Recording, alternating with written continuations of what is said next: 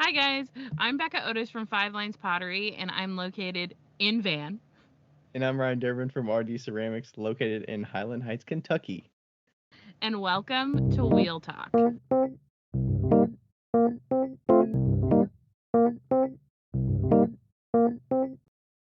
Hello. So, um, I'm just honestly, I'm being very unsafe right now, but not anymore.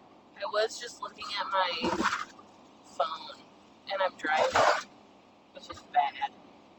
But now I've got my phone sticky tacked to my my driver's wheel.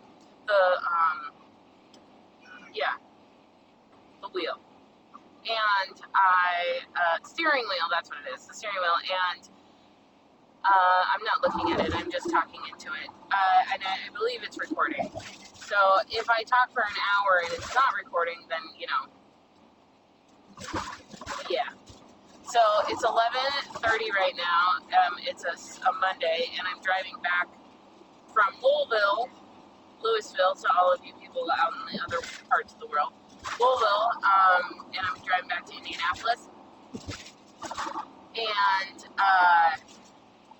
I thought that it might be good for two reasons to do like a solo episode, because one, we're a little bit behind, and every episode that we've done is has to be published the next week, which makes me stressed. And two, because I think that this one, what I want to talk about is more, I love Ryan, and he's the best person to bounce things off of, but I think that this one might be better just to kind of spew out all of the information that I have in my brain, and maybe not have a back and forth as much, just to have this is what I'm feeling. And if you feel this way too, that's completely understandable, and normal people feel that way, you know. So sorry about the background noises, but you're just gonna have to deal with it. I'm about to get onto the actual freeway that's actually nice, I think, just now. So anyway, so this weekend I was at a show at this farm called the Hermitage Farm. It's owned by one of the richest people in Louisville, in Kentucky, I think. The Brown family. I don't actually know who the Brown family is, but I think they own with some sort of whiskey company. And so we were at this farm, and it was absolutely magnanimous. And I was another person on here, A&F Pottery, Jessie from A&F Pottery, told me that I should do the show, and I'm so glad she did. And so she was in it, and then I was in it, and then Ashley Stewart Pottery was in it, the coiled ones with the fun little drawings on them. And so that was really fun. But I wanted to kind of talk about what I've been going through as far as sales are concerned with my pots, and how I feel about it, and also, okay, Lloyd, he's very needy right now. How I feel about it, and also kind of what's going through my brain.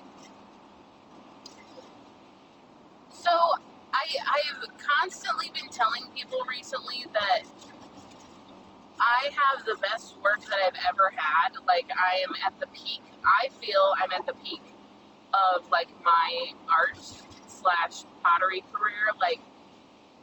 It's so good for me. I feel like it's so good, and I have not been selling well at all. I have, where I go to a show, and I sell like $600 instead of what I normally would make, like $1,200. It's usually about half of what I expect to make. And it's funny because at this time in life, I've just expected it to be low. So when I go into a show, I'm just like, oh yeah, I expect it to be terrible. And that's fine. And I think that throughout my pottery life especially, I've had so many failures that it doesn't really faze me anymore, like on the short term.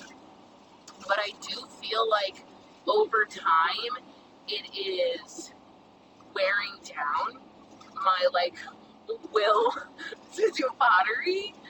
So I just kind of wanted to talk about that because I know that there's a lot of people that go to shows and they don't do well, and then they hear about somebody like, let's say, Ryan or somebody else in the show that might have done fantastic, and they're like, what the fuck? Like, my work is just as good, or, you know, yeah, it's like comparable, my setup is great, why am I not doing well? And I don't really have an answer for you, but I do have some things to kind of like talk through and just kind of like, I don't know, just things to think about, because I do feel like had I been, like if this was me in a, wow, my phone keeps twisting and I don't understand why, anyway, had I been in pottery for like 2 years and this kept happening to me, I would be furious and I would be frustrated and I would want to quit, and I wouldn't want to go to shows at all, just because of what's been happening, and because I've been in this game a little bit longer, it's not bothering me, but it does, like, to my core, it, like, sometimes I think about it and I, you know, at a show that I've made $600 and the person next to me has made, like this week I made $600 and somebody else near me made like $1,300, which, by the way, I think is phenomenal. I think it's awesome that that person made $1,300. I think that it was like freaking great. Like, and there were enough people at this show to have made $1,300. So it wasn't like the show was bad. The show was phenomenal and it was wonderful. But I'm not selling what I feel like I should. It feels like people are coming into my shop or my space, and it feels like I am running a museum where they're like, wow, these are so beautiful. And then they walk away.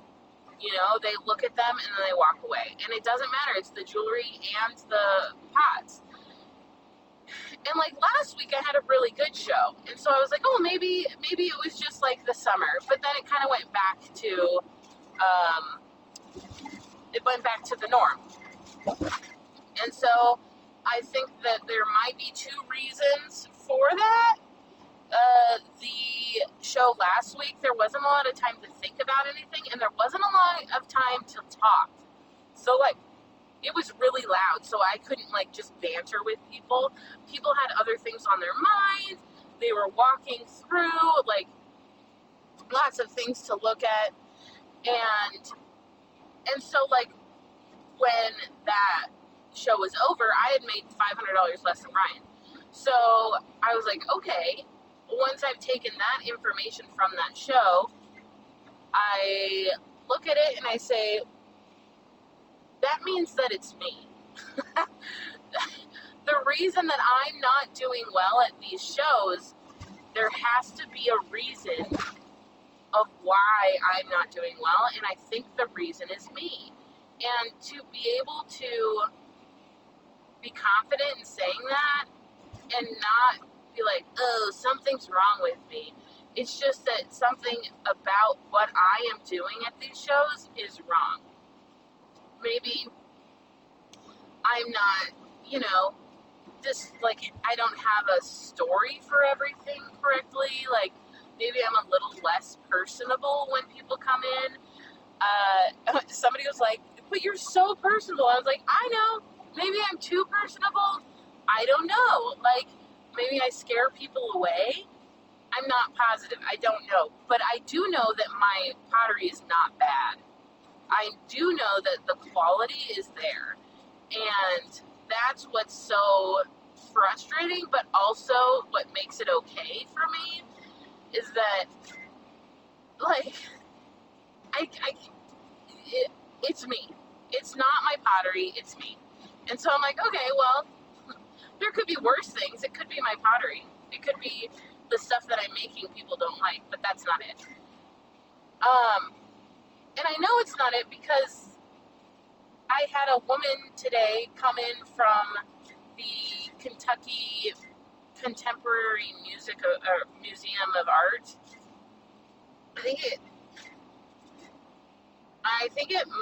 It's called KMAC, I think. Kentucky Museum of Art Contemporary something. I don't know, but it's like a fancy modern art museum. And they want my pieces in their gift shop. And to get into a gift shop of a museum that's like a good museum, you have to be good. And I am good. And that's what, and like, she was like, your stuff is amazing. And I was like, thank you, I know. Like, I know it's amazing. But it's not selling. And I don't know why. And it's just, you know, every time I go to a show and I start to like not have sales, in the back of my mind, I'm like, maybe I'm not good enough. Like, maybe this is just not what I should be doing. I am not like doing this right. It's me. It's blah, blah, blah. But then somebody like that comes along and just like basically is like, no, this is great shit. I don't understand. You know, like if I told them that I wasn't selling any of these cups, they probably wouldn't understand why. And so I don't know why I'm saying all this stuff, but I feel like it has to resonate with somebody that you're not the only one, because I know I'm not the only one.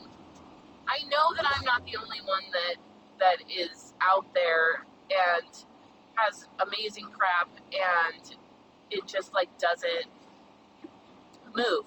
And people are like, well, maybe it's your prices. And I'm like, well, no. Because I've been to some shows where it doesn't matter the price they sell. You know, I've been to shows where 10 fancy cups sell. Like, there have been pick and choose shows that were like that. Maybe I needed to higher price, like, fancy shows. I don't know.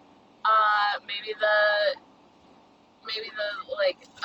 you know, Heidi had mentioned that I have too many choices. That might be it too. That really doesn't play into the cups, because the cups, there's a lot of choices, but they're all essentially the same. But I mean, like, I think the biggest thing is that I'm not giving up. I'm still going to be doing shows, and I'm also still going to be changing things until it works, because I'm not willing to give up. And even though it's a valley in this road that we call life, a valley of sales, I know that I'm doing this for a reason. I just don't know when that will like come to, I don't know when it will come to fruition. Maybe it starts with this museum store, and it starts with them selling and people seeing that and kind of moving from there. There is an issue of me not signing my work, which, you know, that could be something, but I'm still not going to not sign my work. I like that part about me. But yeah, so Hello.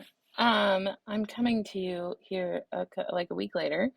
and I am interrupting this broadcasting for a quick word from my sponsor. I just want to talk to you about L&L because hotcounts.com. But for reals though, if you need any question answered about a kiln, you should head on over to hotkilns.com because they have the most comprehensive library of information I've ever seen on kiln everything. No matter what I do, I'm always like going to it doesn't even matter like if I'm actually looking for hot kilns because Google just recommends it.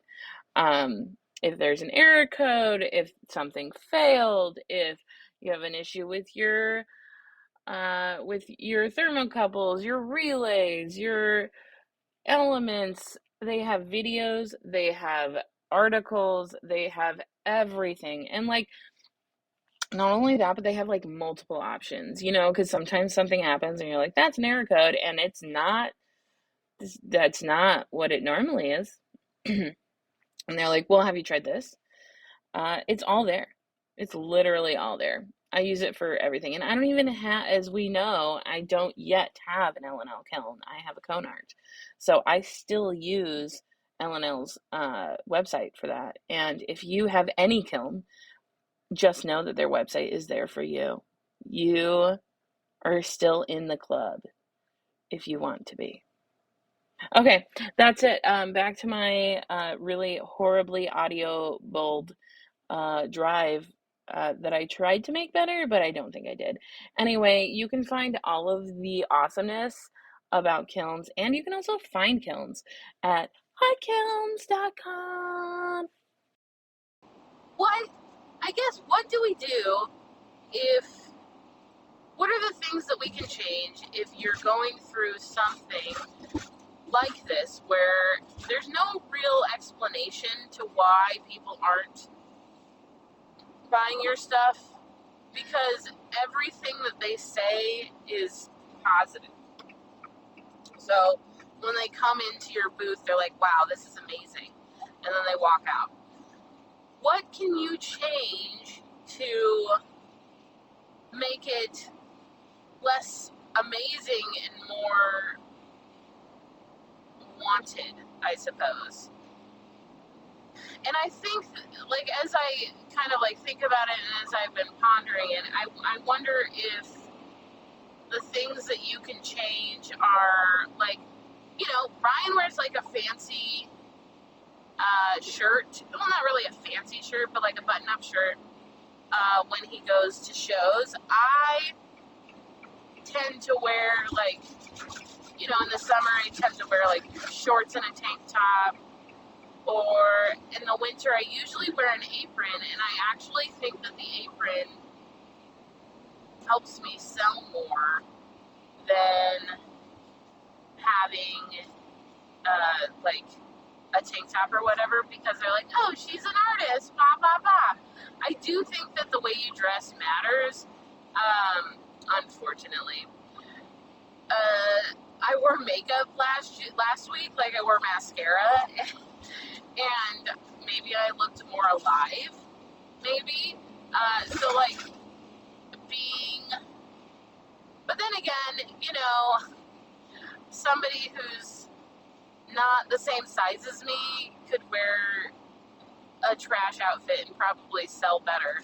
But I think it does matter, to be completely and just frank, I think it does matter that, like, I am not a skinny individual, and if I wear baggy pants or baggy shorts or something that doesn't make me look quote unquote put together, then I get judged I want to say unfairly, but, like, I just get judged for the way that I dress, as opposed to somebody who may be in the world's views of quote unquote fit.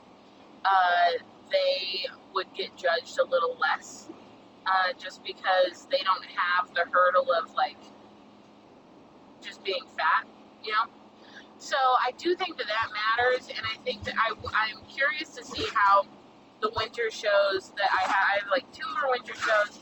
I'm I'm curious to see how those go when I will be wearing my apron. Yesterday I looked fine. I had a t-shirt that was like a cool artsy type t-shirt and jeans. So it was not like, you know, it wasn't like I was super dressed up, but I wasn't trashy. But I also will not wear a shirt like Ryan. Like, I'm not going to wear a dress to a show because that's not me, you know? And I don't know. I feel like I would look worse, you know, wearing like a nice dress, or I don't own a nice dress. So, I mean, I try to pick the nicest clothing that I can for shows that I have available to me. I also live in a van, so laundry is not always available to me, so that needs to be something to be considered. But so I think that is something, you know, let's say that you are having a show that, or you're having not the best luck at shows, maybe consider dressing a little bit differently. It's really dumb and it's really stupid that people judge you the way that you dress and the way that you're perceived, but it is the way it is, and sometimes you have to work with the system instead of against it, which really sucks, but it is the way it is. And the next thing, I've noticed I've been to shows a lot with Ryan, and he always has a story for everything, and I'm working on that a little bit more, but it's really tough for me because inanimate objects don't typically have stories in my mind.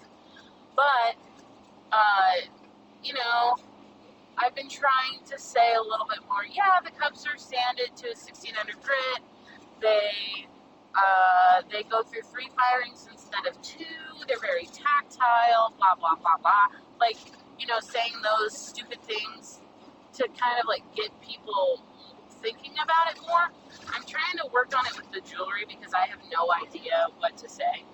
But other than like they're titanium and they are clay, and everything else is like, okay. But I think that could probably help.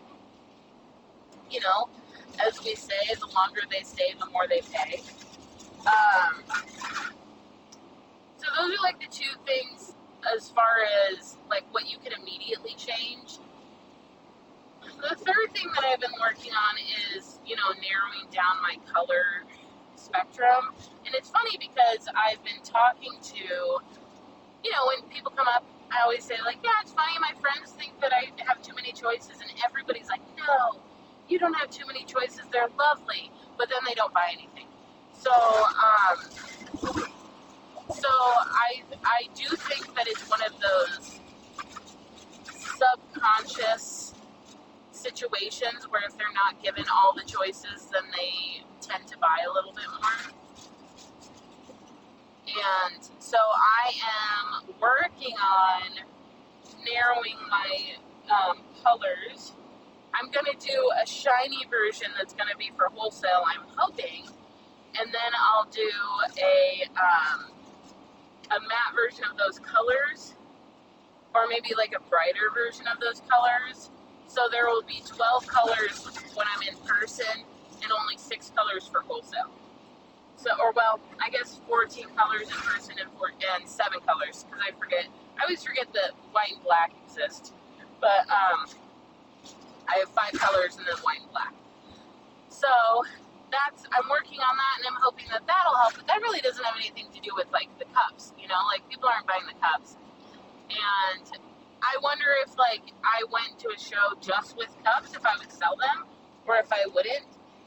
Part of me thinks that I wouldn't, but like I can't, you know, you can't say that for sure. You know, like who fucking knows? Like when I was at this show this last weekend, I thought it was going to be a great show because before the show even started, the director bought 2 of my big fancy cups, and then the first sale I had was a lady buying earrings, and then she added on a big fancy cup. And I was like, fuck yes, this is going to be great. And it ended up being okay. I think I made $740 for the weekend. like, nothing to be upset about, in my opinion. Nothing to be upset about. Especially because of how wonderful the venue was and how wonderful the staff was, and that they gave us a copious amount of alcohol. That was lovely. And they gave us lunch both days. One of them was Jimmy John's, and one of them was like a hot lunch, and it was delicious. So, I'm not complaining about the show because it was great. And I will go next year if I can, because I want to. And I'm also one of those people, and that might be my demise, that if a show is good, if the people are nice, and if I really enjoyed being at the show, I'll just go back, because even if it wasn't like the best sales. But what's wild is that this section of Louisville is like the county that we were in was the richest county in the state. And those are my people. Like, I'm not rich, but those are the type of people that are like, oh my God, I love bright yellow. I mean, not all of them, but a lot of them are like art collectors and people that collect weird shit. And the amount of people that were like, oh my God, I love all of these colors, were everybody loved them. And so that was really strange. And it was a little weird weather, so I'm not going to fault it on that. But yeah, so it was very, what are we going to do? What are we going to, we don't know. But, yeah, so things that you can immediately change: the way you look, the way you talk to people, and things that you can eventually change is maybe how how many colors you have to offer. I think things that to be considered. What's wild to me is that I feel like I have the best setup I've ever had as far as how it looks. I think it looks fantastic. And it's super accessible for people.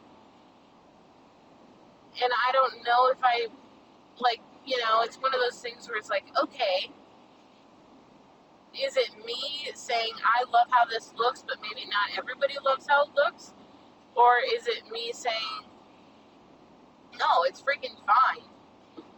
But most people that are selling earrings are selling them on cards already.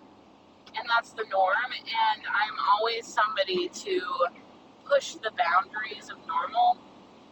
And so my stuff isn't on cards. It's accessible for people to pick up and look at themselves in the mirror, without there being a card attached to it. They can just kind of look, and then I put the cards on after.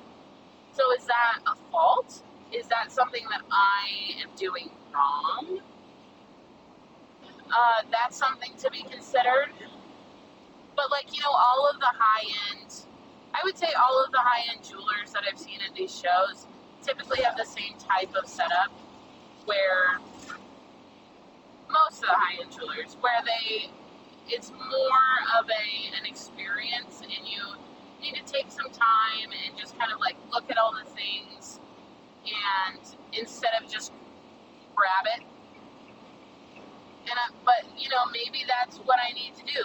Maybe I need to make them feel less good. I mean, less fragile. Maybe I need to make them feel less fancy, or maybe I need to double the price.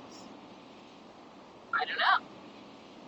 These are all things that I think about when I'm in my booth, not selling anything. So I've had a lot of times to think about it. It's pretty wild, I also wonder if an indoor show is different than an outdoor show. If an outdoor show, people have a lot more space and freedom to be oh yes, and just walk on past. Whereas an indoor show, everybody seems to be packed together, so they kind of have to follow in line. And because the show I did last week was an indoor show, and everybody kind of had to move in a line and keep up with the Joneses, essentially. They had to keep up the pace. And with that came them being rushed to buy something, essentially, where they don't have all the time in the world. They are limited in that time. And so So they're like, oh, I really like these. Yeah, I'm going to get them right now. Instead of being like, oh, these are beautiful. I think I'm going to do a loop and then I'll come back. And I'm like, okay, fine, bye. You know, because when somebody says they're going to do a loop, they rarely come back. Like, you want them to get them the first time they see them, essentially. So, yeah. And also, I should also mention that my sales online have not been as great either, like when I do updates. But I think that we all are very aware that I am not great at doing updates online. Thankfully, I think I'm going to do a story sale this weekend with some earrings. I think the earring story sales will go better than maybe putting up the fancy cups online. I don't know for sure, but I do know there's a few people that were like, I will buy those if they go online. So we'll see. We'll see if people will or not. I just need to advertise it a little bit better than normal. So yeah, anyway, that's what I'm going through right now, and that's kind of how I'm feeling and how I'm working it out. But I also want to say that, like, I'm not planning on quitting. That's not really something that I have the luxury of doing. So I won't be quitting. And if you're going through the same thing, just know that you're not the only one. It is hard, and eventually I do believe that it will come around and give you something good. You know, for me, I've almost always wanted to be in a museum gift shop. Like, that's been a goal since I was, you know, like a secret goal, right? Like one of those things where you walk through and you're like, wow, wouldn't it be amazing if I had stuff in a gift shop like this? I've always wanted to do that. So, that made it worth it. Like, I could have sold nothing yesterday and had the lady come by and said that, and I would have been like, oh yeah, it was a great show. You know, just because that made my entire month. So there are good things that come out of it. They just may not be immediate, you know. And I think that that's something that we do forget when we go to shows like this, is that sometimes the exposure, I can't believe I'm saying this, but sometimes the exposure to random people that you never realize will change your life is worth it. You know, I've gotten wholesale gigs out of shows. And now I've gotten this shop out of shows, and it's been great. It's just been a little bit slower than the norm, you know. And it just requires a lot more patience, and that's what's hard to deal with. But it does eventually pay off, you know. I have a tattoo on my wrist, and it was the first tattoo that I ever got. And I got it because one of my professors in college said, life is like a mirror. The way that you look into it, it's going to look back at you that way. And I fully believe that. I fully have always believed that. And, you know, when I say that, I think that some people think on a very small scale, but I think on a much larger scale, I know that eventually, like, the way that I look at life and the way that I treat people and the way that just everything happens, I will have a much better life because of that. You know, even if I don't make any money, I have the satisfaction of being a solidly good person, and I know that eventually something will happen that will make it all worth it. Even if it's not even if it's not something monetary, you know, something will happen physically, spiritually, mentally, or monetarily that will come back and make all of this worth it. If I was complaining all the time, and if I was like, fuck this, I don't want to do this, I think that I have hopes that it'll be fine in the future, but if I was negative all the time, I positively think that it would not be fine in the future. You know, we really do, the outlook that we have on life really does affect our future and our present, obviously. And so that's why I always try to make sure I'm positive. I don't try to be toxically positive, of course, but positive in a realistic sense. And also, more importantly than that, I try not to let things get me down too much. So, yeah, that's pretty much it. I feel like fall's over now, almost. All of the leaves have finally, most of them have dropped. Louisville was absolutely beautiful, so I hope that if fall is still in swing where you are, I hope that it's beautiful. It's turning into like brown beauty, I guess, right now, where all the leaves are brown, but in like a good way, in like a gloomy, it is fall way. So anyway, have a fabulous day, and I hope that, I don't know if this has been helpful, but I hope it has been helpful. I needed it probably just to kind of like talk it out and go through all the things that I'm doing. But yeah, toodles.